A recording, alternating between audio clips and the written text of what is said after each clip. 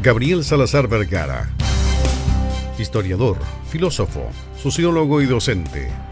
Gabriel Salazar Vergara es uno de los intelectuales chilenos más destacados del siglo XX y XXI, tanto por su numerosa, influyente y discutida producción historiográfica como por su concepción del rol del conocimiento histórico en la sociedad de su tiempo. Además, es uno de los fundadores de la llamada Nueva Historia Social. Salazar considera que la historia debe transformarse en una herramienta capaz de potenciar la capacidad de acción civil de los hombres y mujeres populares. De ahí que desde su irrupción en el ambiente académico nacional, en 1985, haya manifestado su interés por estudiar a sujetos que no habían sido considerados mayormente por la historiografía chilena: labradores, peones, proletarios, mujeres, niños guachos, entre otros. De ahí también que sus libros y diversos artículos hayan sido impugnados, debatidos y duramente criticados por varios de sus colegas. Nació en Santiago el 31 de enero de 1936. Entre los años 1956 y 1960 estudió pedagogía en Historia y Geografía en la Universidad de Chile. En esa misma casa de estudios cursó también las carreras de Filosofía, 1959-1963, y Sociología, 1966-1969. Realizó clases en la Universidad de Chile a partir de 1968, reemplazando al profesor Héctor Herrera Cajas. Cuando Salvador Allende era candidato a la presidencia, se unió al movimiento de izquierda revolucionario MIR, al que perteneció hasta 1973. En 1975 fue trasladado como preso político a Villa Grimaldi y Tres Álamos. Mientras estaba detenido, impartió un curso de economía, experiencia que en 2003 se materializó en el libro Historia de la acumulación capitalista en Chile, apuntes de clases. En 1976 se trasladó al Reino Unido como exiliado. En 1981 fundó la revista Nueva Historia y en 1984 obtuvo el título de doctor en filosofía en Historia Económica y Social de la Universidad de Hull. En 1985 volvió a Chile y en 1992 se reincorporó al Departamento de Historia de la Facultad de Filosofía y Humanidades. Por su trayectoria y aportes, el 2006 fue reconocido como Premio Nacional de Historia.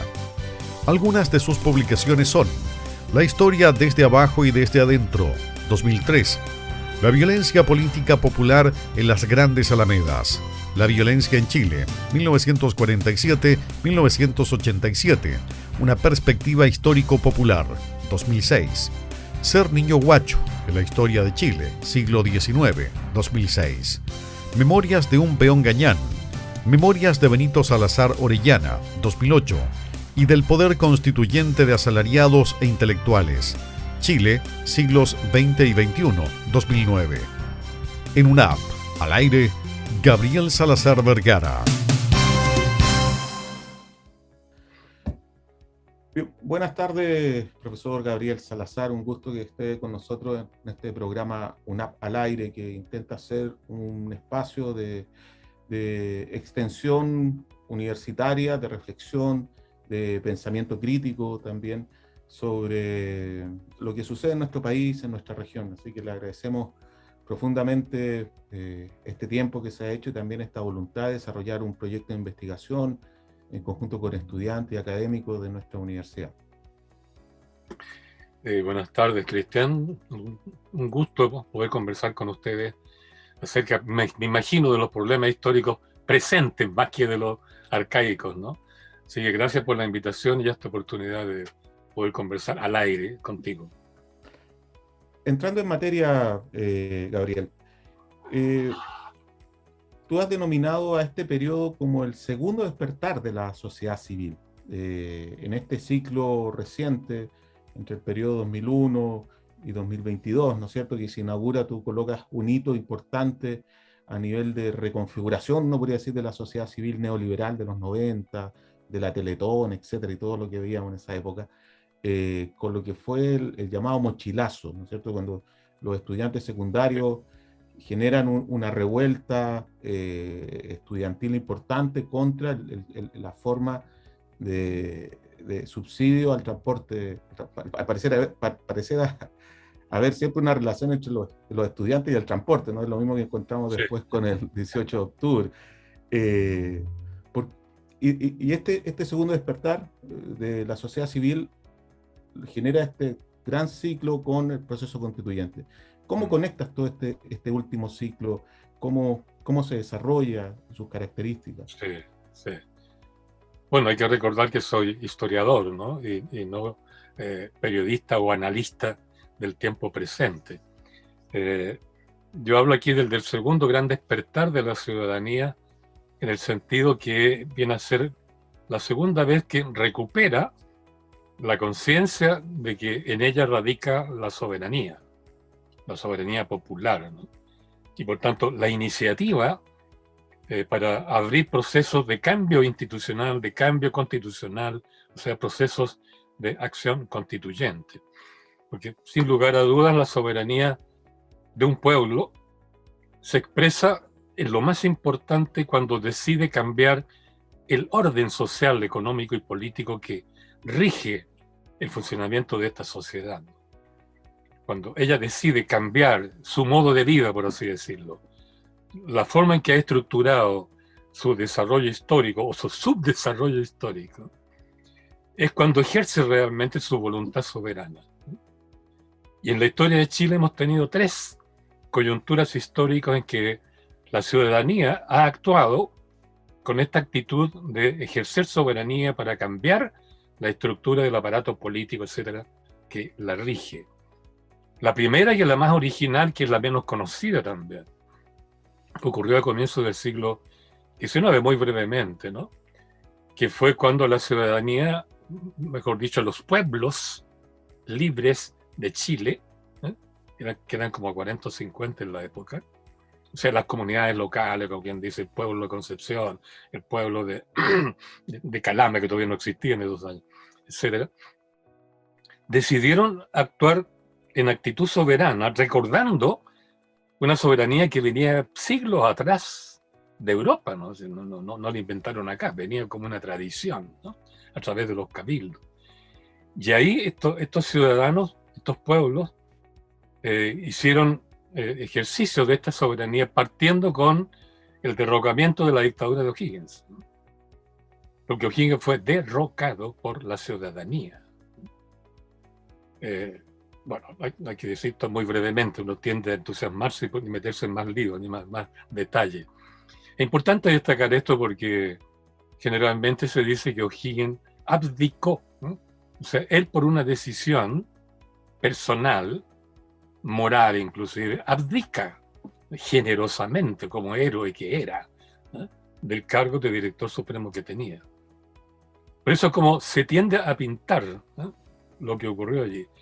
En los hechos reales, quienes hemos estudiado la cosa a fondo, no fue así. Fue la ciudadanía, fueron los pueblos de Concepción, de Coquimbo y posteriormente incluso lo de Santiago, cuando había 3 provincias en ese tiempo. Se rebelaron contra O'Higgins, pues lo acusaron de haberse reído, burlado de la soberanía de los pueblos. Y se movieron para que se fuera.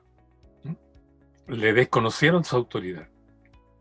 O'Higgins entonces trató de movilizar el ejército en Santiago y el ejército formado en la Plaza de Armas le dijo: no, el ejército está con el pueblo, no con usted. Por tanto se quedó sin ejército, sin apoyo de los pueblos, sin apoyo de los cabildos. En ese momento tuvo que abdicar, no le quedó otra salida, ¿no? Y los pueblos después de eso deciden aplicarle un juicio de residencia. Estoy detallando esto porque es importante cuando la soberanía entra en acción. El juicio de residencia existía en el derecho español y en el derecho indiano, o sea, el derecho para Hispanoamérica. Y consistía en que se hacía un juicio público, ciudadano, a todos aquellos que habían tenido cargos de representación o funcionarios de gobierno. Se les juzgaba de acuerdo a su comportamiento y según eso se le podía sancionar. A O'Higgins se le acusó en Concepción de haberse burlado de la soberanía, que era un crimen terrible para los pueblos, Y en Santiago se le acusó de haber mandado asesinar o amparar el asesinato de Manuel Rodríguez. Producto de eso, los pueblos decidieron, ese juicio de residencia, expulsarlo del país. O'Higgins fue expulsado al ostracismo, como dicen algunos historiadores, ¿no? Pero porque traicionó la voluntad soberana de los pueblos y porque quedó eso muy dudoso, el asesinato de Manuel Rodríguez, que precisamente defendía la soberanía de los pueblos, ¿no?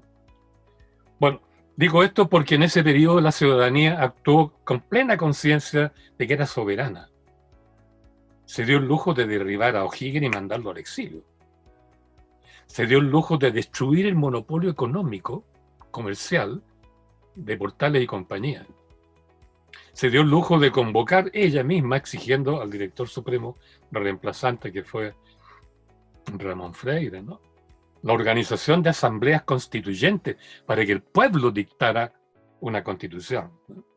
Bueno, es el periodo en que la soberanía popular quedó más explícita, que realizó 3 acciones importantes, ¿no? Derribar un dictador, ¿no?, destruir un monopolio nacional abusivo y convocar una asamblea constituyente. Por eso digo, en esa época la soberanía era pública, explícita, ¿no?, y actuante. Pero fue aplastada, aquí no hay que decir 2 o 3 palabras, ¿no?, violentamente por un ejército mercenario que reclutaron y pagaron los grandes mercaderes asociados a Diego Portales y Rodríguez Aldea, que era un español amigo de O'Higgins, ¿no?, y que había sido ministro de O'Higgins siendo español, ¿no? Ese ejército mercenario atacó al ejército patriota que había hecho la independencia y lo derrotó en Lircay. Este detalle también quiero dejarlo claro al tiro ahora porque es muy importante. El ejército patriota fue un ejército que creía en la soberanía popular. Era un ejército democrático. Tomaban decisiones estratégicas los oficiales superiores de ese ejército mediante una asamblea abierta. Y se debatía, ¿eh?, se deliberaba para tomar una decisión. Por ejemplo, cuando tomaron preso a Diego Portales en 1837, acusándolo de ser tirano, ¿no?, hicieron una asamblea, todos los oficiales del ejército acampado en Quillota. Y ahí tomaron la decisión de apresar a Portales para liberar a Chile de la tiranía que había ganado la batalla de Lircay y reimponer, ¿verdad?, la Constitución de 1828, que sí había sido el producto de la voluntad soberana de los pueblos de Chile.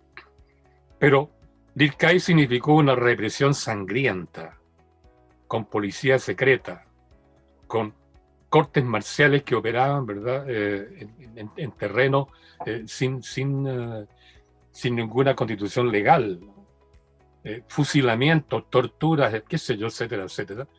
Por eso que los oficiales del ejército acusaron a Portales ni siquiera de dictador, de tirano. Después de 1830, por tanto, la batalla de Lircay, el sentimiento soberano de la ciudadanía chilena fue eclipsándose, aplastado por una represión sangrienta, constante, militar. Eso dio lugar a 7 guerras civiles, incluso la de 1891. Esta es otra historia que se ha contado sesgadamente, porque ¿qué hizo José Manuel Balmaceda en el 91? Él era liberal y creía en la constitución comunera, soberana, de 1828, no en la del 33, la del 28, y él quería reimponerla. Entonces él convocó y alcanzó a dirigir una asamblea constituyente para dictar una constitución nueva, contra la del 33. Hizo otras cosas más que no puedo detallar. Producto de eso, esta vez los banqueros organizan otro ejército mercenario. Los banqueros, ¿no? Bueno, ustedes saben cuáles son, ¿no? Porque todavía existen. Y este ejército mercenario derrota al ejército constitucional en Placilla y Concón, ejército que era el mismo que había ganado la Guerra del Pacífico.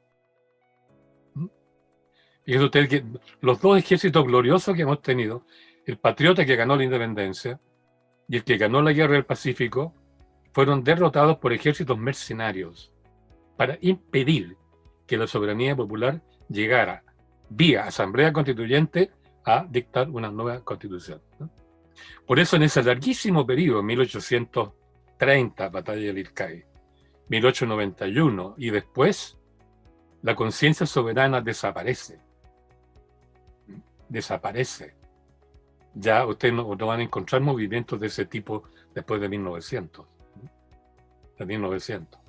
Entonces, por eso ahí se produce el segundo despertar, o el primer despertar, si ustedes quieren, de la conciencia soberana a comienzos por ahí por 1920. Y el despertar se dio de esta vez de manera distinta, no a través de los cabildos, de los municipios, o de los pueblos locales, sino a través de los actores sociales más importantes. Los enumero. Los trabajadores de la FOCH, los estudiantes de la FECH, los profesores de la AGPSH, Asociación General de Profesores de Chile, los conventilleros, organizados como una liga de arrendatarios, los ingenieros del Instituto de Ingenieros, los regidores y alcaldes de los municipios, los oficiales jóvenes del ejército, los industriales de la SOFOFA, etc. Todos ellos comienzan a encerrarse, digamos, en sus sedes para deliberar y para cambiar el régimen parlamentarista que quedó después de Balmaceda.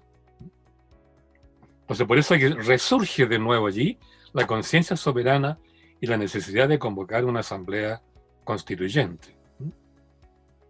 Lo interesante de este periodo, este primer despertar, es que fue el ejército el que tomó la iniciativa.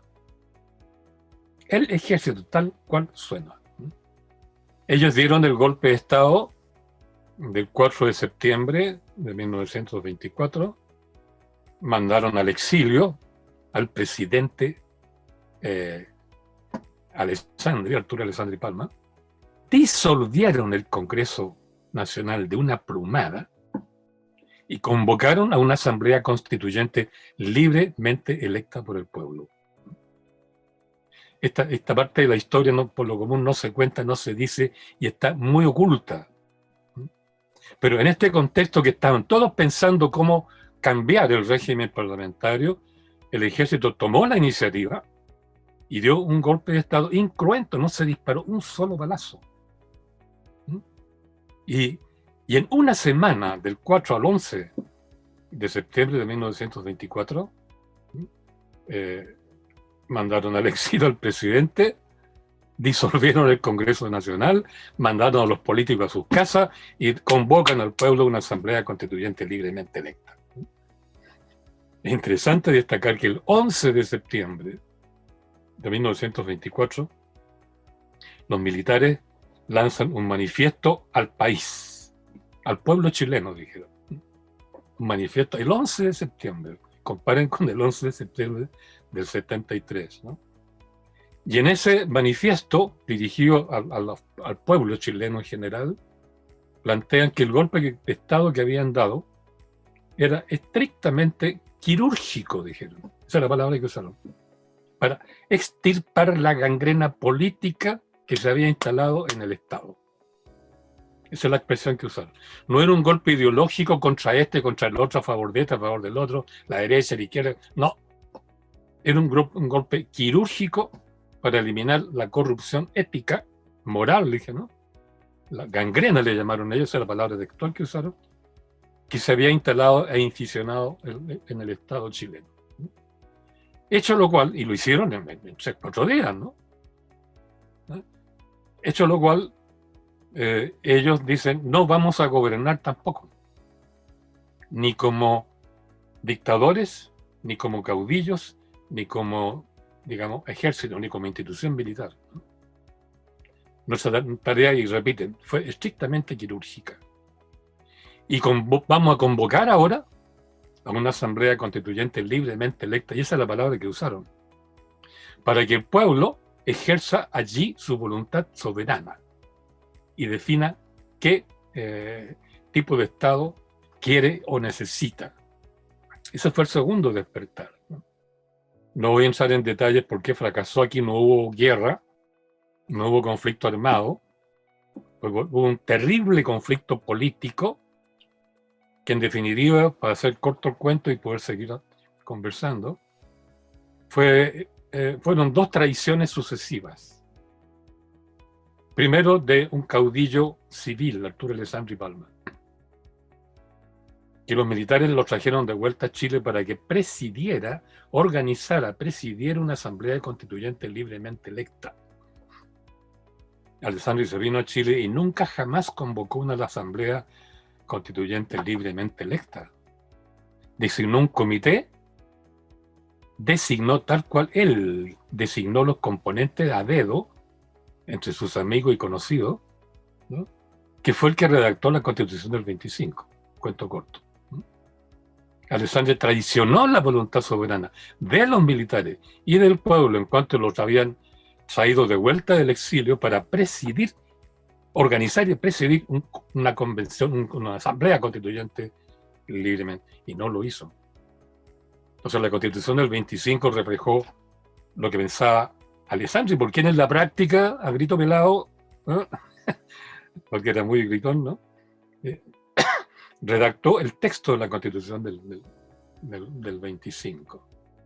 Y enseguida, el otro caudillo que había sido revolucionario, que había incluso había mandado a cambiar a Alessandri, ¿no? que fue Carlos Ibáñez del Campo, fue ascendiendo rápidamente de mayor a coronel, coronel a general, después a comandante en jefe del ejército, presidente de la República, y ya comandante del ejército y presidente de la República, actuó no de acuerdo a los principios revolucionarios del manifiesto al pueblo del 11 de septiembre del 24, sino de acuerdo a lo que él pensaba. Fue un dictador.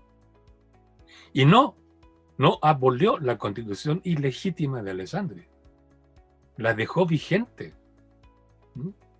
Bueno, detalles, ¿no? No podemos seguir. Entonces, después de eso, quedó vigente la Constitución de Alessandri, que había traicionado al pueblo, pero los políticos, todos los partidos políticos, sin excepción, apoyaron a Alessandri y no al pueblo, y no a los militares. Por eso ustedes no se extrañen que, como alrededor de 20, 30 años después, los políticos le erigieron a Alessandri una estatua como estadista en la Plaza de la Ciudadanía. Vean la ironía del destino, ¿no? Etcétera. Entonces, el movimiento, el despertar soberano del pueblo de los años 20, encabezado por los militares, no llegó a una constitución libre, sino a una constitución ilegítima, en la práctica dictada por Alessandri, consolidada por Ibáñez, que es la que rigió hasta 1973. Y tanto creyeron los políticos que esa constitución era legítima. Era ilegítima por nacimiento, pero ellos actuaron como si fuera legítima. ¿Qué? Salvador Allende, Chapó, murió en respeto y honra de la constitución ilegítima del 25. Porque él promovió la revolución popular. Pero todo ese proceso revolucionario, tanto de Frei como de Allende, ustedes saben, se intentó hacer sin cambiar la Constitución. Por eso le llamaron o Revolución de Libertad o Revolución Legal, ¿no? Yo todavía me acuerdo cuando, después del tancazo, nos reunimos en la Plaza Constitución y le empezamos a gritar al presidente, algunos, digamos, no todos, la muchedumbre que había, a cerrar el Congreso Nacional e instalar la Asamblea Popular, que estaba en el programa de Allende. Y Allende nos dijo: yo no voy a cerrar el Congreso Nacional. No, yo voy a respetar la ley. La revolución la hace el gobierno del pueblo. Queriendo decir, no la hace el pueblo, la hace el gobierno del pueblo. ¿Sí? Y claro, hacer una revolución sin cambiar la Constitución es como lo que hizo el príncipe de Lampedusa, ¿no? Cambiar todo para que nada cambie. No es extraño que ese proyecto... ya. Pero en todo ese periodo, la ciudadanía no actuó como ciudadanía soberana. actuó como masa en la calle, masa pidiendo, masa saltando, masa protestando, masa tirando piedras, masa peleando con los carabineros, pero porque los que decidían eran los políticos y el gobierno. De ahí entonces que el movimiento social popular, el movimiento obrero incluso, se caracterizó porque era peticionista, ¿no? Dele que suenen enviando pliegos de petición, ¿verdad? Y esperando que eso lo resolviera en el Congreso Nacional. Ahí se adormeció otra vez la soberanía. Lo que se llamó movimiento de masas. Las masas no son soberanas, porque las masas no piensan. Eso lo han dicho todos los estudiosos, aquí somos sociólogos, ¿eh? Todos los estudiosos de las masas lo dicen. Las masas no piensan por sí, no deliberan. Las masas necesitan conducción, vanguardia, liderazgo, caudillismo, lo que ustedes quieran, ¿no? Pero por sí mismas no. Entonces, por eso hay que masa en la calle, saltando, gritando, apoyando, aplaudiendo, ¿no? Peleando con los carabineros, pero no deliberando. Por eso esa experiencia de masas resultó muy frustrante para nosotros porque terminó en lo que sabemos, ¿no? La segunda tiranía, la tercera tiranía en la historia de Chile, porque la primera fue de Portales, la segunda de Manuel Montt y la tercera del general Pinochet, ¿no? Es, digamos, en las cámaras de tortura o en las qué sé yo, en los potreros donde se enterraban los cadáveres anónimos, ¿no? Donde murió la conciencia revolucionaria de las masas. Después de eso, nadie quiso seguir siendo masa petitoria, peticionista, o masa protestante en la calle. No. A partir de eso, lentamente surgió la idea de que hay que deliberar en la base, tomar decisiones en la base. Ya apareció eso, ustedes saben, después del paro de octubre de 1972, en tiempos de Allende, con lo que se llamó el poder popular, ¿no? Que hay una linda película de Patricio Guzmán, en tres tomos, digamos, en 3 entregas, donde la tercera es impresionante. La tercera parte de esa película habla exclusivamente del poder popular.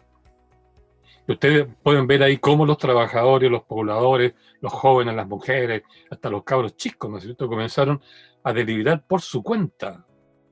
No puede ser, pensaron, ¿no?, que el presidente no puede hacer nada por nosotros porque está absolutamente maniatado en la moneda.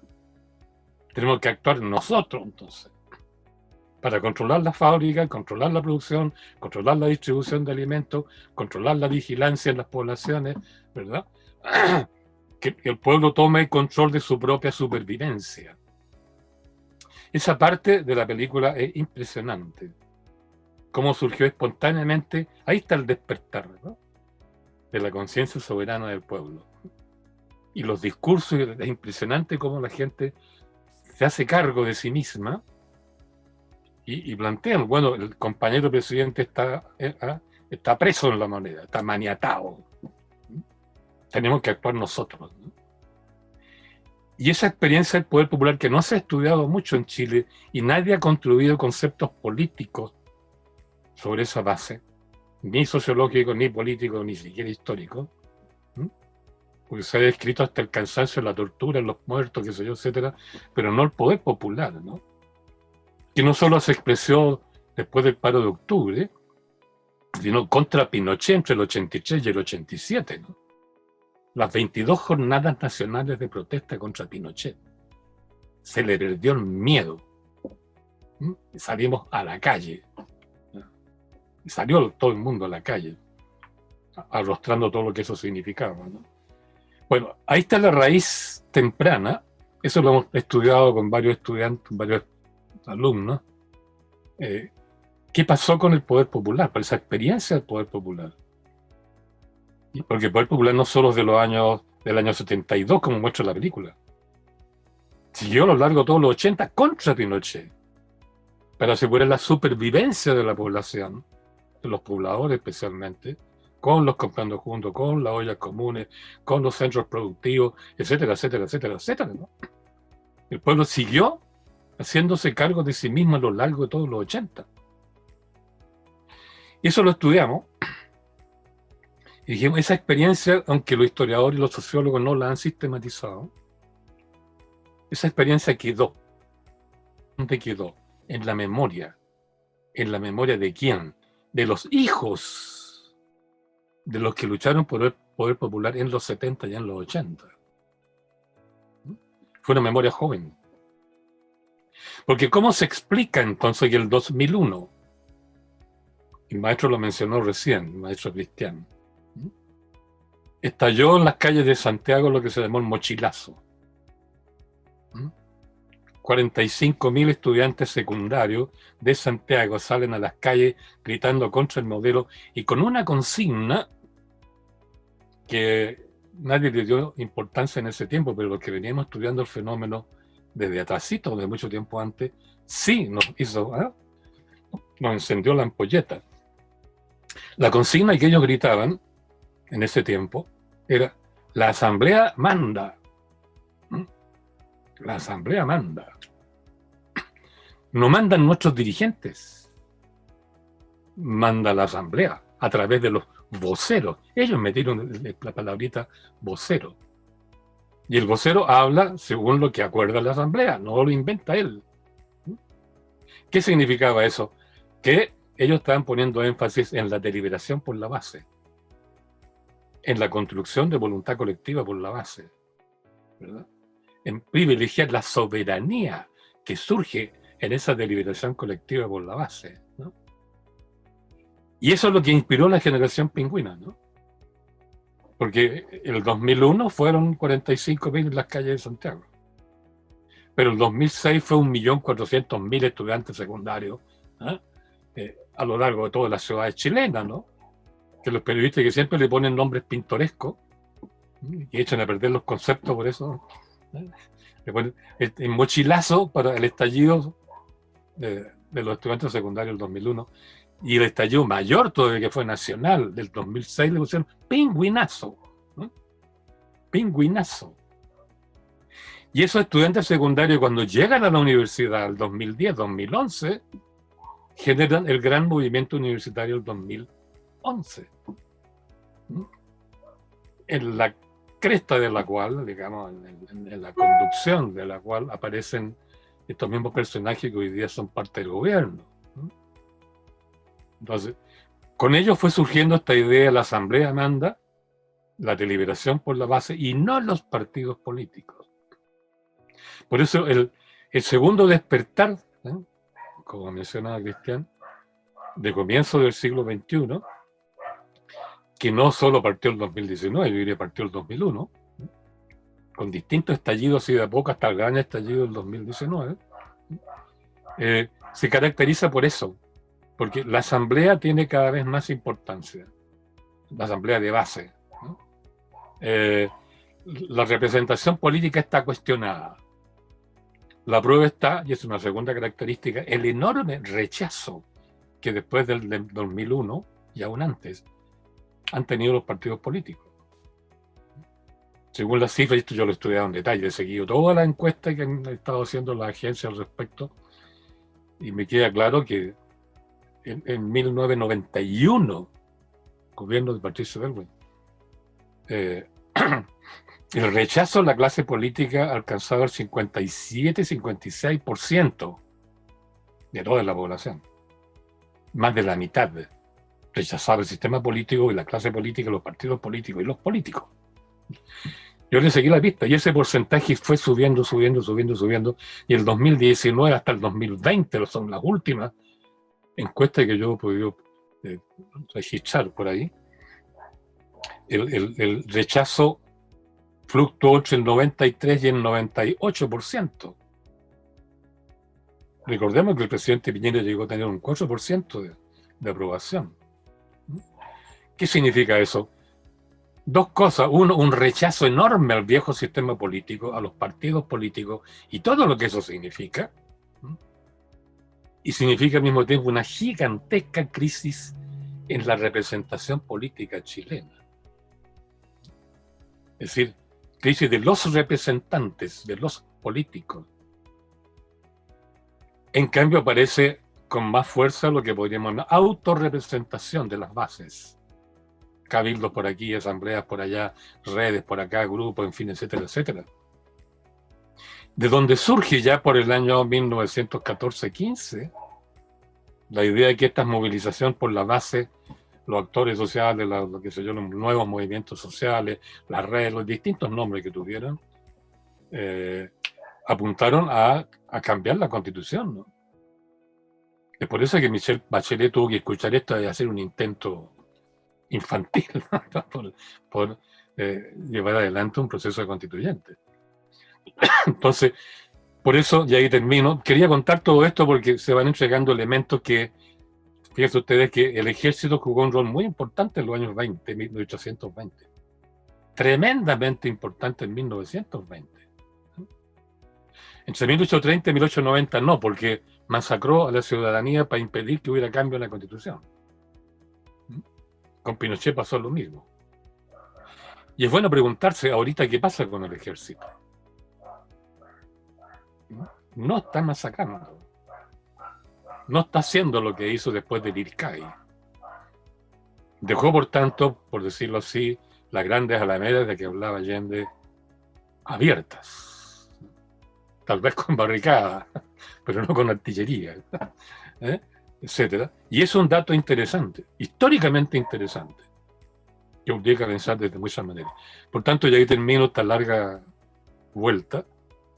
Este segundo gran despertar de la ciudadanía chilena, que fue mucho más desde la base social, no de los grandes actores sociales, corporaciones, gremios, como en 1920, sino de la masa ciudadana, donde estaban todos mezclados, ¿no? Sin diferenciación de partido político ni de gremio, ni de clase en algunos casos, ¿no? Y eso es muy notable porque revela hasta qué punto la ciudadanía se asumió como ciudadanía.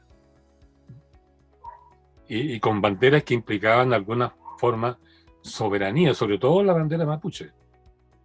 Porque si hay un ejemplo de lucha soberana por la recuperación de su territorio, su dignidad, etcétera, etcétera, es la lucha del pueblo mapuche.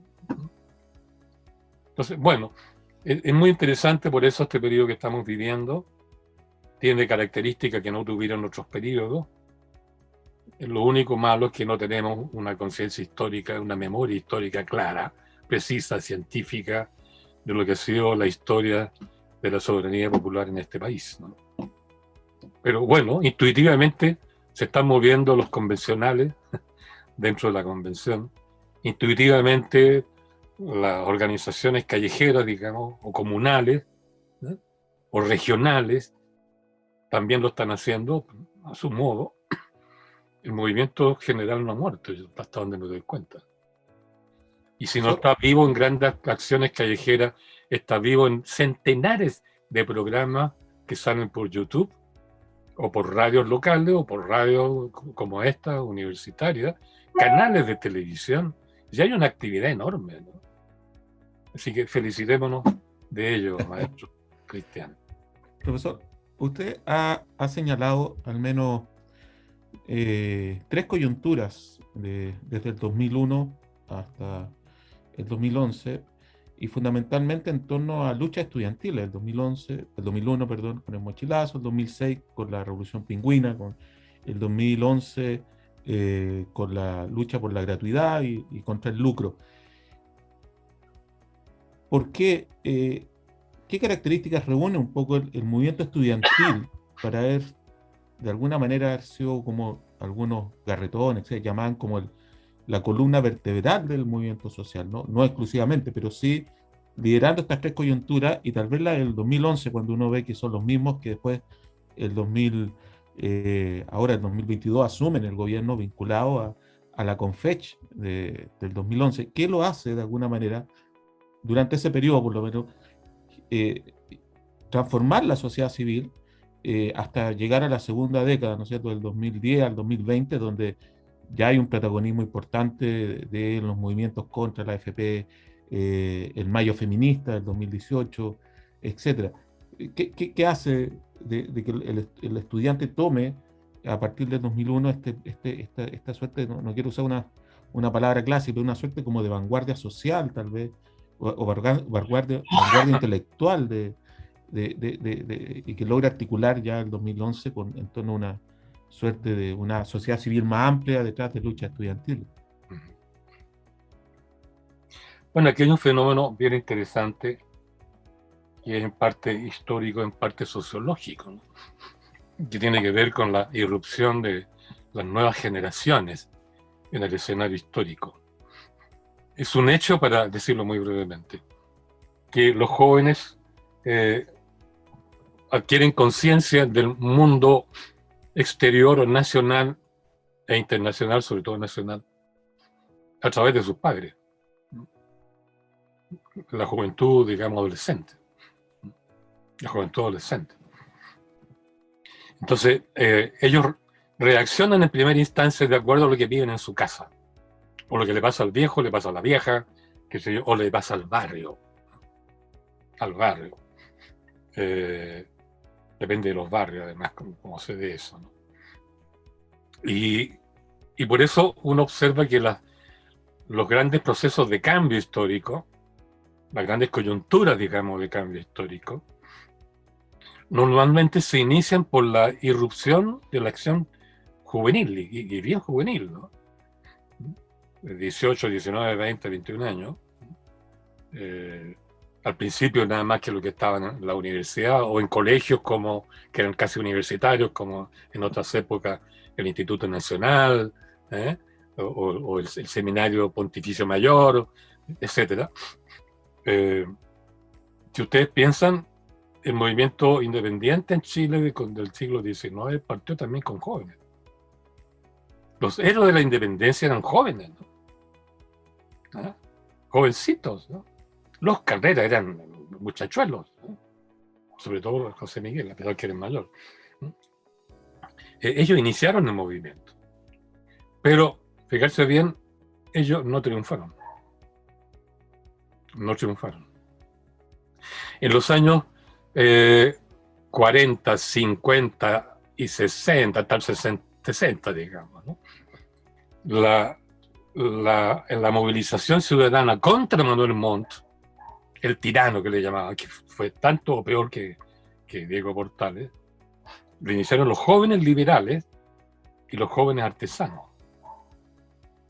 sobre todo la juventud liberal. Los que se llamaron después los girondinos chilenos, porque como eran jóvenes estudiantes leían a Lamartine, leían, qué sé yo, los libros de la Revolución Francesa o del 48 francés, en fin. Entonces, imitando a los extranjeros, como ellos vivían su identidad mirando a Europa, se sentían europeos, siempre la élite chilena se sentía europea. La juventud oligárquica se sintió girondina, ¿no? Y lucharon contra Manuel Montt 2 veces en la guerra civil del 51 y el 59. Y lucha armada inclusive. Benjamín Vicuña Maquena, ¿no?, que era de alta prosapia, participó abiertamente dirigiendo escuadrones en la revolución del 59, que se llamó la Revolución Constituyente. Pero fracasaron. Y yo le seguí la pista a estas generaciones disruptivas, ¿no?, que iniciaban el cambio, sobre todo la generación del digamos, el 59, que lucharon, pero dando la vida, ¿no?, contra Manuel Montt. Le seguí la pista. Cuando pasó la borrasca, se acabó la lucha, y los artesanos son los que mayormente, digamos, fueron masacrados, ¿no?, fusilados. La oligarquía quedaba más o menos intacta, la juventud oligárquica. Entonces siguieron haciendo política. Por eso Vicuña Maquena, que fue un gran revolucionario el 59, el 76 era candidato a la presidencia. Federico Razzoli, que fue revolucionario el 51 el 59, fue presidente. Domingo Santamaría fue presidente. El mismo Balmaceda, que fue también revolucionario y que no tan activo, digamos, que era muy jovencito, el 59, fue presidente. Es decir, Los grandes revolucionarios del 48, el 51, el 59, que luchaban contra la constitución del 33, contra la tiranía y para cambiar la constitución, el 80 y 90 eran gobierno, los ministros, presidentes, y manipulaban los votos para seguir siendo gobierno, engañando a la ciudadanía. Por eso, esa generación revolucionaria, 20 años después, 30 años después, era clase política, era oligarquía parlamentaria. Lo mismo observé en los años 20.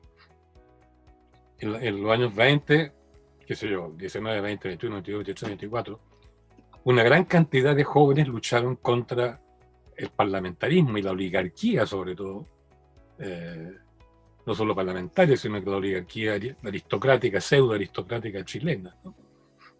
De seguir la pista de esa gente.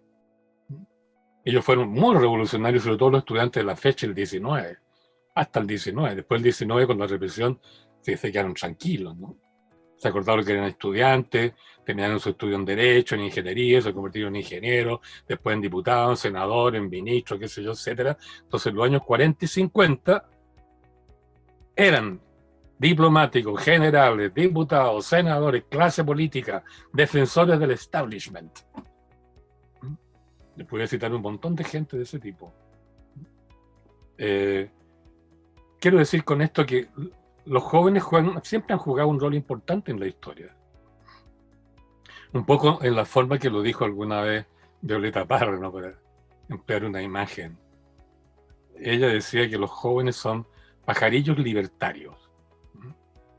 Ellos al amanecer levantan vuelo y cantan su himno, su grito revolucionario.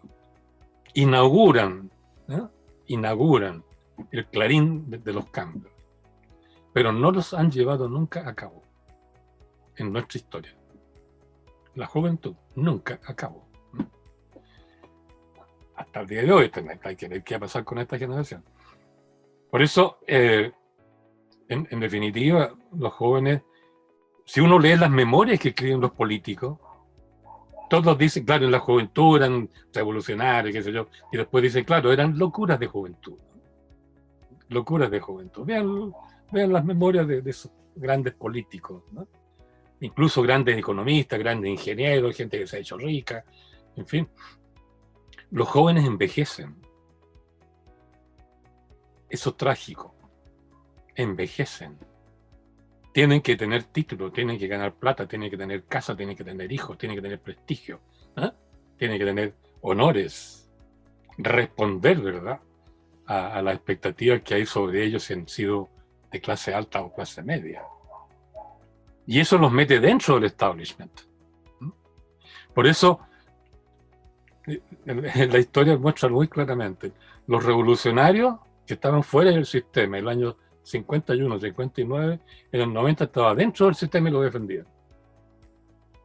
Los de los años 1919, 20, 21, 22, etc., 20 años después están dentro del sistema y lo defendían. Si ustedes estudian las carreras de cada uno de los políticos de la Concertación, en su origen, estudiantes de la FES, que sé yo, he conocido a varios, porque son de mi edad más o menos, y eran revolucionarios. Pero ahora ustedes escúchenlo, defendiendo la ley, criticando a la Convención Constitucional, ¿verdad?, sospechando, y son defensores del establishment. Ese es el problema. Entonces, la cuestión que queda abierta es, ¿por qué no podemos llevar a buen término lo que la juventud inicia con tan buenos augurios? Estos pajarillos libertarios que aparecen en la mañana, ¿no?, como decía Violeta Parra. Ahí está un poco el problema, ¿no? Y es un problema que tiene que decidir, en parte, la misma generación, ¿no? Porque tiene que darse cuenta que tiene que llevar a término lo que alguna vez luchó como si fuera un principio, ¿no?, una meta deseable, ¿no?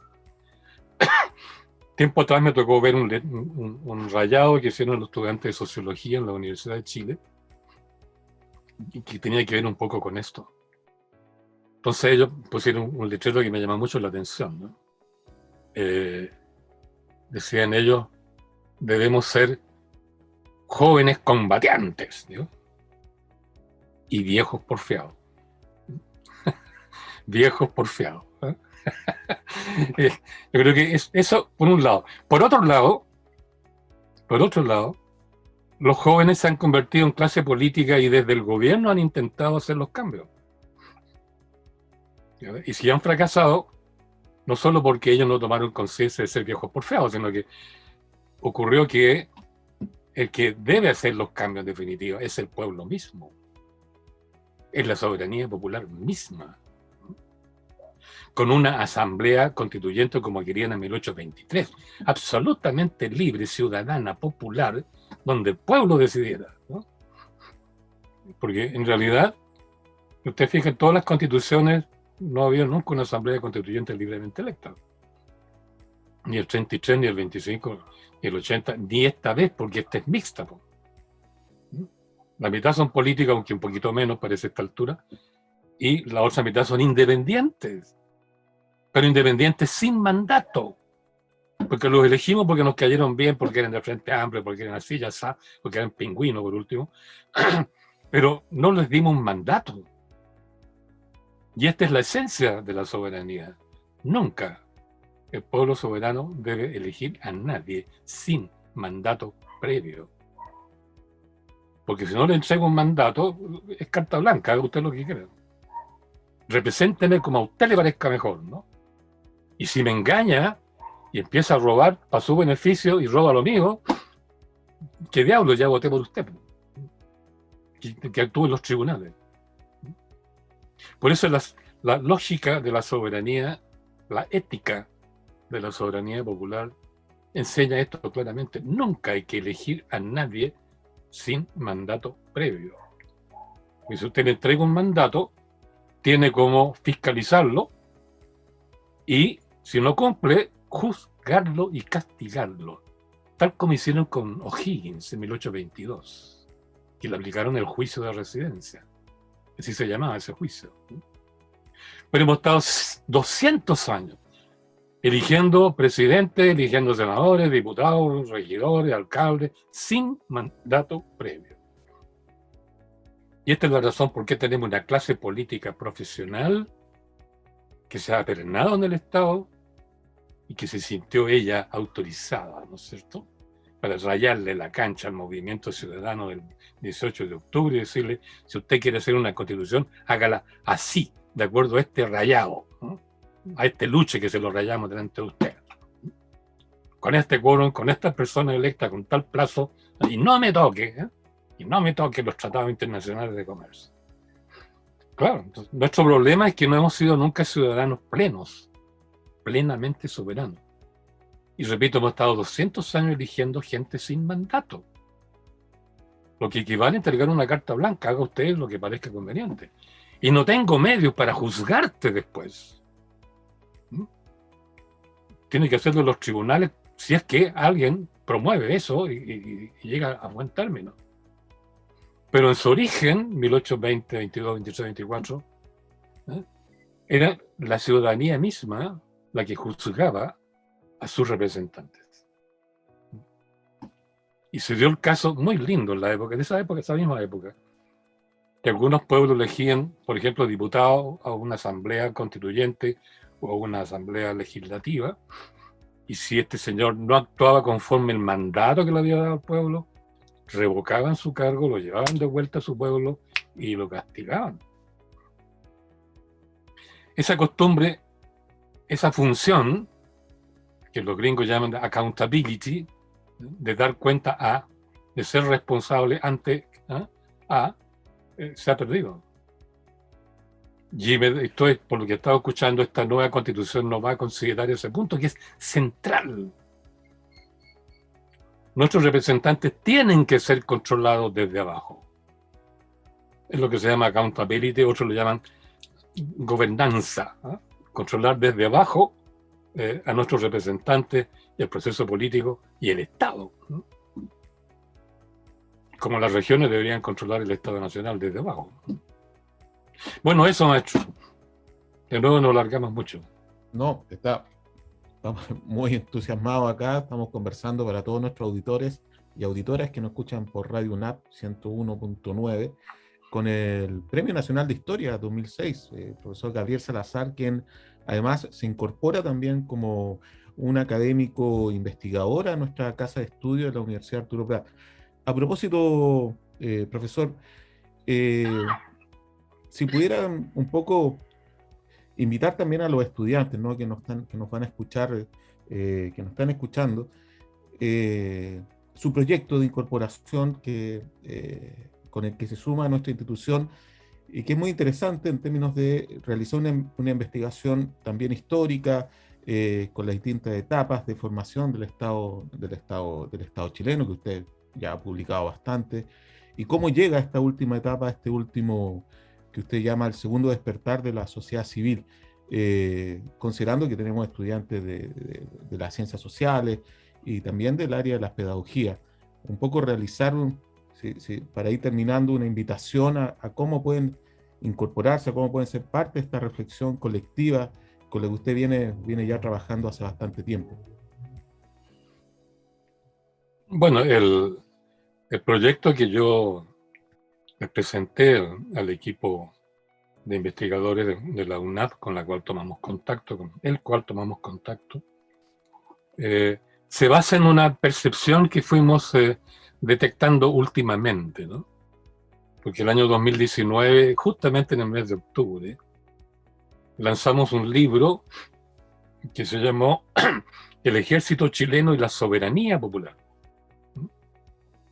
Porque estudiando otras cosas, digamos, me fui dando cuenta de que el ejército chileno ha sido mal estudiado y peor, ¿no?, historiografiado, ¿no? Del ejército chileno tenemos más bien todos los chilenos en la cabeza leyendas, ¿no?, casi mitologías, ¿no?, que el ejército es glorioso. Entonces celebramos el 19 de septiembre las glorias, así en plural, ¿no?, las glorias del ejército, el ejército como si fuera uno solo. Exaltamos la figura de O'Higgins, es nuestro gran héroe de la patria, etcétera, etcétera, etcétera. Ahora se maldice al ejército por la violación de los derechos humanos perpetrados durante Pinochet, o por las masacres de comienzo del siglo XX, ¿no?, la masacre de Iquique, qué sé yo, la de Valparaíso, Santiago, etc. Entonces, o la leyenda dorada de sus glorias, o la leyenda negra de sus masacres. Pero yo, estudiando otras cosas, me fui dando cuenta que aquí este es un problema, no es un problema menor, es un problema mayor, ¿no? Porque la actitud del ejército ha sido decisiva en cómo en Chile se dicta la constitución política que nos ha regido. El 30, siendo no ejército patriota, sino siendo un ejército mercenario, pagado por mercaderes, ¿no?, gana la batalla de Belcay, aplasta a los pueblos que querían actuar soberanamente y dictan una constitución que benefició exclusivamente por 100 años a la oligarquía de Santiago. De Santiago. Y estuvo 100 años, poco menos, defendiendo en el espacio interno, ¿no?, de Chile, hacia adentro, como quien dice, a esa oligarquía. Fue por eso que arrasó, ametralló 8 veces los movimientos ciudadanos que en el siglo XIX quisieron cambiar la constitución. Por eso derrotaron a Balmaceda. Por eso mismo disolvieron, dieron de baja al ejército patriota en 1830 con un decreto. Lo dieron de baja. Casi 400 oficiales a la calle, sin pensión. Y en 1891, después de Placilla y Concón, y después que descuartizaron en el campo, descuartizaron, tal cual suena, a 2 generales del ejército constitucional de Balmaceda. dieron de baja el ejército que había ganado la Guerra del Pacífico. ¿Mm? Entonces, es uno el ejército chileno a lo largo de toda la historia. Vamos a cantar la gloria de el ejército chileno. Y se olvidan del ejército que ganó Litcay. No era el ejército constitucional, ni era el ejército patriota que había ganado la independencia. Era un ejército mercenario, pagado en la ocasión por los mercaderes amigos del gran mercader que quiso ser, porque nunca se enriqueció, Diego Portales. Y en 1891, el ejército que derrotó al ejército constitucional de Balmaceda, que repito, era el que ganó la Guerra del Pacífico, lo derrotó en Pacífico y Hong Kong,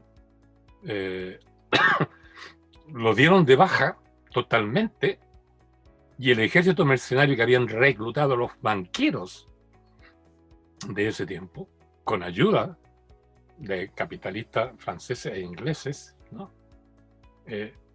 Se apodera y se convierte en ejército constitucional. O sea, la historia del ejército chileno ha tenido doble personalidad, ¿no?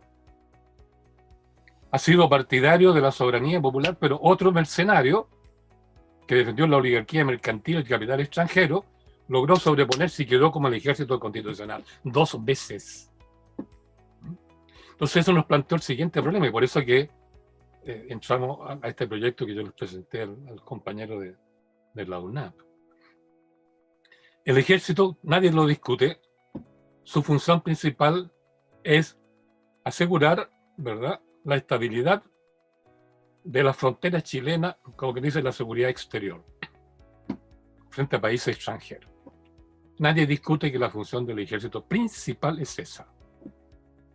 Pero su segunda función, ¿eh?, y que nadie la ha desarrollado en detalle en Chile, ni los abogados constitucionalistas, ni los sociólogos, ni los cientistas políticos, ni los historiadores. ¿Qué pasa con la función del ejército en el plano interno? ¿Cuál es el rol que debe jugar ahí? En el plano interno. Claro, las 3 constituciones muy oportunistamente dicen el ejército obedece esencialmente, o sea, ciegamente, mecánicamente, automáticamente a la Constitución escrita. Las 3 constituciones dicen lo mismo, el 33, el 25 y el 80. Obedece a la Constitución escrita y a las autoridades constituidas por esa Constitución. Y claro, cuando uno sabe que la historia de Chile, las 3 constituciones que hemos tenido, 33, 25, 80, han sido ilegítimas. Resulta que el ejército entonces obedece a una constitución ilegítima que no dictó el pueblo, sino a una oligarquía que derrotó al pueblo y que organizó el Estado para beneficio propio en gran parte. ¿Cómo un ejército puede obedecer ciegamente a una élite y no al pueblo en su conjunto? ¿Ya? Y por otro lado, las 3 constituciones dicen lo mismo. No solo obedece ciegamente al texto constitucional vigente y a la autoridad que esa constitución establece, por ejemplo el gobierno de Piñera, sino que además el ejército no delibera. No delibera. O sea, tampoco puede criticar, deliberando, que las constituciones a las cuales obedece son ilegítimas. Entonces, se fijan ustedes, las 3 constituciones han establecido constituciones ilegítimas y han creado un ejército que obedece esa constitución y a las autoridades que esa constitución establece y a las élites que se benefician con ese régimen. ¿Este es un ejército nacional? La respuesta teórica, en sociología pura, no. Hay un concepto para ello, es un ejército pretoriano. O sea, que sirve a una parte de la nación, pero no toda la nación. Es un ejército, por tanto, oligárquico, queramos ponerle el nombre que queramos. Pero resulta que el ejército chileno, en su propia historia, lo que estaba diciendo recién, 2 veces actuó para que el pueblo dictara la Constitución. En la década de 1820 y en la década de 1920 precisamente. Entonces, por otro lado tenemos este ejército del cual no se habla, del cual nadie ha escrito nada, salvo lo que escribimos y publicamos en el año 19, que sí ha sido ciudadano y ha puesto la otra cara, en lugar de obedecer ciegamente a la Constitución, ilegítima, que a las élites y a la autoridad y a la clase política que esa Constitución establece. Este otro ejército ha obedecido en directo la voluntad soberana del pueblo, participando en sus asambleas. Hay cosas muy lindas en la historia del ejército en este sentido. Pongo un puro ejemplo cortito para tener una idea. En el año, precisamente 1823, cuando los pueblos se rebelan contra O'Higgins, O'Higgins quiso entonces concentrar el ejército en Santiago para combatir el ejército de Concepción, que comandaba Ramón Freire. Entonces le mandó una carta al coronel Bochef, Jorge Bochef, que estaba a cargo de la guarnición de Valdivia. Y le dice, coronel Bochef, véngase con toda su guarnición a Santiago para defender, digamos, al gobierno vigente, o sea, Bernardo O'Higgins, en contra de la rebelión del ejército de Concepción que comandaba Freire. Ramón Freire, que era comandante del ejército de Concepción, de la frontera, también le mandó una carta a Bochef, Jorge Bochef, diciéndole lo mismo: véngase a Concepción para que defendamos la posición de los pueblos frente a la dictadura de O'Higgins de Santiago. ¿Qué hizo Bochef? Que era un oficial democrático, había luchado en Francia con Napoleón, había pertenecido al comando superior de Napoleón, tenía una experiencia enorme, pero era demócrata y era liberal. ¿Qué hizo Bochef? Convocó cabildo abierto a toda la comunidad de Valdivia, en la plaza pública, y les leyó las dos cartas. Les leyó las dos cartas. Decidan ustedes, deliberen, ¿qué quieren que haga yo? Yo lo obedezco a ustedes. Ustedes son el pueblo al cual yo trabajo con ustedes. La gente deliberó y por casi unanimidad le dijeron: váyase a Concepción y apoye a los pueblos que están con el general Freire. No fue una decisión estratégica, ni estrictamente militar, ni personal. Hizo valer la voz del pueblo y obedeció allí mismo la voz del pueblo, que es lo mismo que hacía Freire con los otros pueblos donde él se movía. Y al revés de O'Higgins, que era, usted sabe que cuando fue a la plaza de armas y le dijo: vamos a tener que actuar, ¿verdad?, contra la rebelión que se ha producido en Concepción, de los pueblos de Concepción, y tú vas a tener, le dijo al oficial a cargo, y tú vas a tener que actuar junto conmigo en esto. Y el oficial le dijo: no, yo no. Yo estoy con el pueblo. Y O'Higgins le preguntó a la tropa: y nosotros estamos con el pueblo. Era un ejército, se fijan, que en lugar de obedecer ciegamente una ley ilegítima, obedecían directo a la voluntad del pueblo. En tanto, y este pueblo deliberaba en asamblea. Y el mismo ejército tomaba decisiones en asamblea, ¿no? Y cuando el ejército se rebeló contra, ya les conté, ¿no?, contra Portales, en una asamblea acordaron tomar preso también, ¿no? Por eso es que, ojo, ¿no?, el ejército no necesariamente es y debe ser como dice el texto constitucional del 25, del 80 y se copian los tres, ¿no? Dicen exactamente lo mismo, ¿no? Sino que es posible levantar una política respecto al ejército que respecto de la seguridad interna del país reconozca quién es su patrón, quién es el mando supremo. El pueblo. Por eso el manifiesto que yo les mencioné del 11 de septiembre de 1924 refleja eso mismo. Refleja eso mismo. Entonces eso hay que pensarlo. Entonces el proyecto que yo les presenté a los maestros es ¿qué vamos a entender por seguridad interior? De la sociedad civil, no del Estado, de la sociedad civil, o sea, de nosotros, ¿no? ¿Cuáles son los riesgos? ¿Cuáles son los peligros que hay que neutralizar en la sociedad civil? ¿Y cómo? ¿Y cómo puede el ejército actuar frente a eso? En los años 20 habían ejemplos, ¿no? Fíjese, la Constitución del año 23, que después fue abolida, y en otros proyectos posteriores, aparece una institución muy interesante, que es una especie de consejo, yo no me acuerdo el nombre exacto, un consejo que está por encima del Estado vigente, del presidente o lo que fuera, ¿no? Del aparato político, y funciona de vez en cuando, que es una especie de tribunal histórico, ¿no? Entonces este tribunal histórico decide que la seguridad interior está en peligro por tal y cuales razones. En consecuencia, se hace necesario cambiar la Constitución para resolver esos problemas específicos. Y por tanto, asume la voluntad popular como un hecho dado y promueve entonces la elección o la formación de una asamblea constituyente para producir el cambio.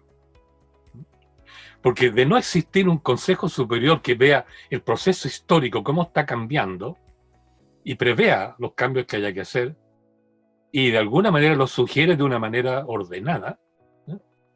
Esos problemas se convierten en un conflicto entre la ley que no quiere ser cambiada y la voluntad del pueblo que quiere cambiarla.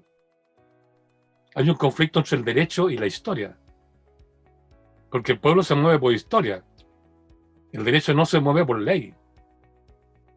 Entonces ahí la estática versus la dinámica, y eso conduce a reventones históricos, normalmente sangrientos, que cuesta muchísimo resolver o no se resuelven nunca.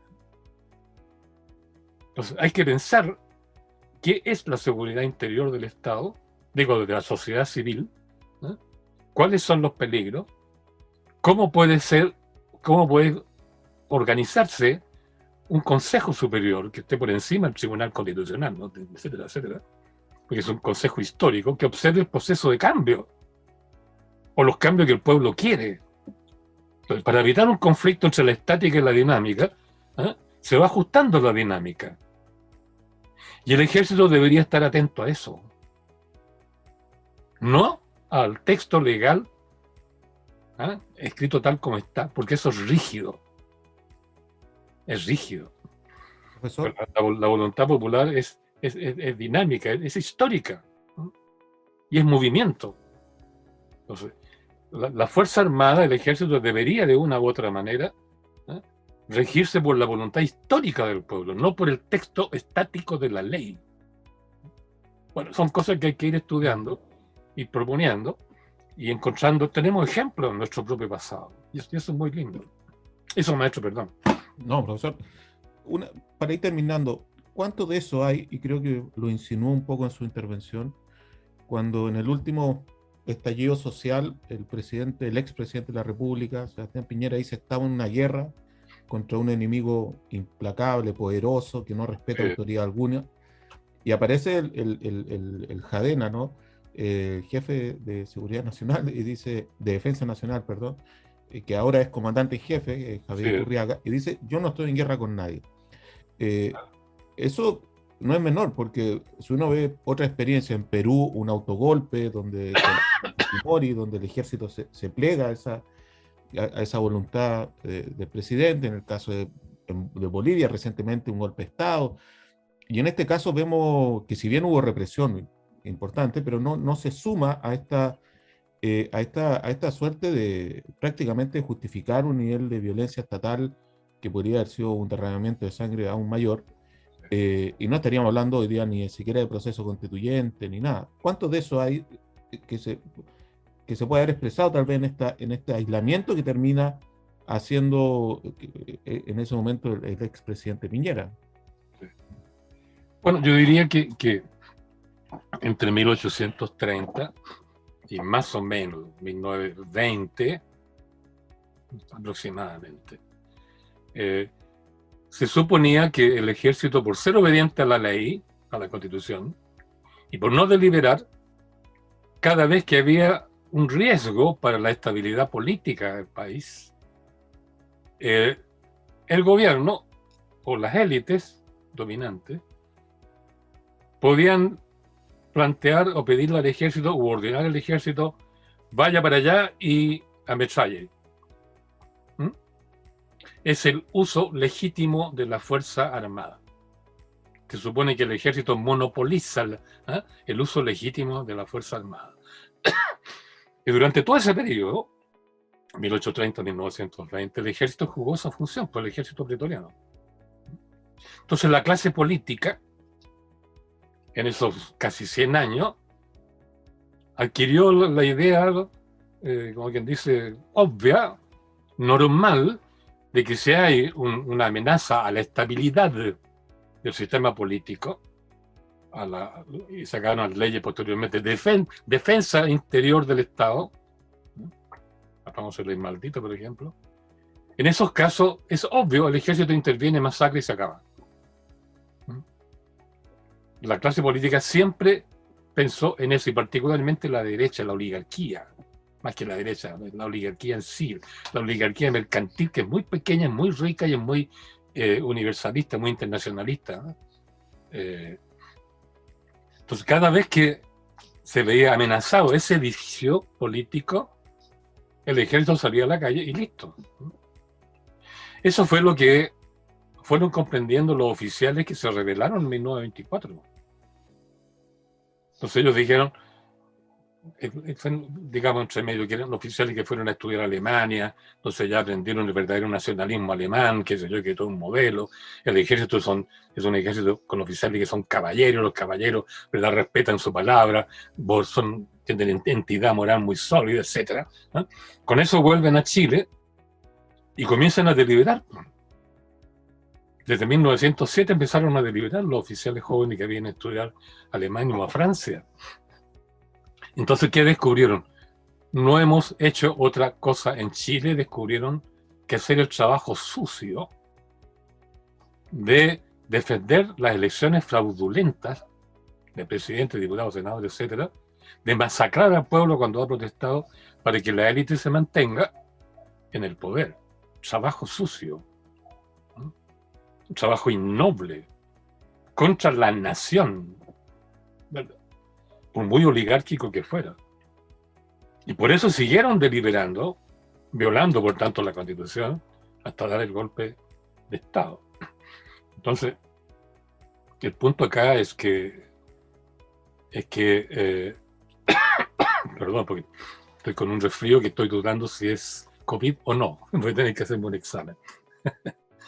En fin, el punto es que el ejército tuvo esa experiencia y deliberó y sacó conclusiones y actuó a favor del pueblo en el año 1920. Esta vez metieron la pata a fondo, perdón la expresión, con Pinochet, ¿no? Porque violaron todas las leyes chilenas, no respetaron ninguna, ¿no? Ninguna. Porque en el fondo violaron los derechos humanos y la ley de las leyes, ¿no?, etcétera. Y hicieron un trabajo sucio gigantesco que ni siquiera era para la oligarquía chilena, era para la potencia extranjera, ¿no?, en la época de la Guerra Fría. Y eso les ha dolido muchísimo porque hay una crítica internacional lapidaria y los abogados chilenos se la arreglaron para condenarlo, y hay como 400 o 500 oficiales acusados y presos en Punta de Salca, bueno, no en Punta de Salca, ahí, ¿no? Se me olvidó el nombre. Y en consecuencia su prestigio ha sido profundamente dañado. De una u otra manera, un grupo, no todos, han tomado conciencia de que hicieron un trabajo sucio, a título de que estaban en guerra con su propio pueblo. Y eso a muchos oficiales les pesa. Es cierto que hay otro buen grupo, no menor, que sigue amando a Pinochet. Porque fue el líder, el caudillo, se atrevió, ¿no es cierto? Era patudo el hombre, sin duda. Entonces, dentro del ejército hoy día, es lo que yo pienso, lo que estaba investigando, están deliberando. No pueden hacerlo pública y notoriamente, pero están pensando. Y están pensando a alto nivel también, porque la carrera de alto oficial hoy día no es una carrera completa si no hace estudio de posgrado en la universidad, y ojalá universidades grandes extranjeras. Hoy día hay un número creciente de oficiales que tienen, altos oficiales, que tienen doctorado, tienen magíster en estudios sociales, estudios internacionales, y no solo en armamento. ¿Para qué están estudiando ciencias sociales a alto nivel? ¿Para seguir masacrando? No, pues yo creo que están deliberando sordamente, y por eso, cuando el presidente Piñera, de acuerdo a la tradición oligárquica, anunció estamos en guerra, en su propia cara, el general Iturriaga le dijo, yo no. Si ustedes lo piensan un poquito, eso es un desacato a la autoridad máxima. Es una desobediencia del ejército al reglamento constitucional que establece la obediencia ciega. Eso revela que el ejército está en una parada que no podemos decir que es la misma que estuvo en 1924, pero está en la duda. Es obvio. Además, toda la guerra ha cambiado. La guerra ya no es de bayoneta calada, ni nada, ni soldado heroico en el campo de batalla, no, es teledirigida.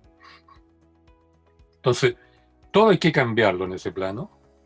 Y ese plano, creo yo, que es lo que trato de plantear en el proyecto, tiene mucho que ver en cómo el ejército puede coadyuvar a mantener la seguridad interior de la sociedad civil, más que del Estado, porque esa es la fuente de los problemas y la fuente de solución de los problemas, para tener una tarea, una función distinta a esa tarea de ejército pretoriano, ¿verdad? Que tiñó de sangre todos los pueblos de Chile en el siglo XIX y comienzo del XX.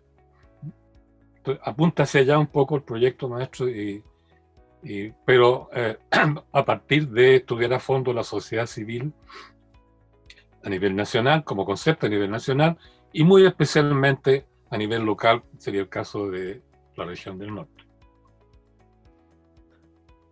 Ha sido un honor, profesor, tener esta entrevista con usted, sin duda también para todos nuestros oyentes en la radio y por las redes sociales, y desearle también que una pronta recuperación, que no sea COVID, sin duda. Ojalá que no. Así será, y esperamos ya tener otra oportunidad acá de intercambio con el Premio Nacional de Historia 2006, Gabriel Salazar, quien además se incorpora a nuestra casa de estudio. Así que muchas gracias por su tiempo y seguimos en contacto.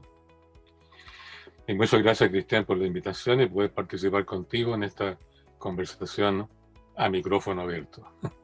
Muchas gracias, profesor. Y hasta una próxima.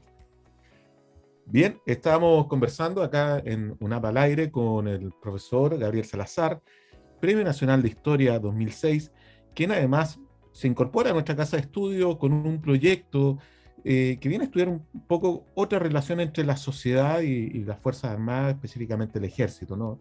No solamente unas Fuerzas Armadas que defiendan al Estado o al presidente de turno, sino que también sean capaces de tener una mayor conexión, recuperar una tradición social, republicana, popular, ¿no es cierto?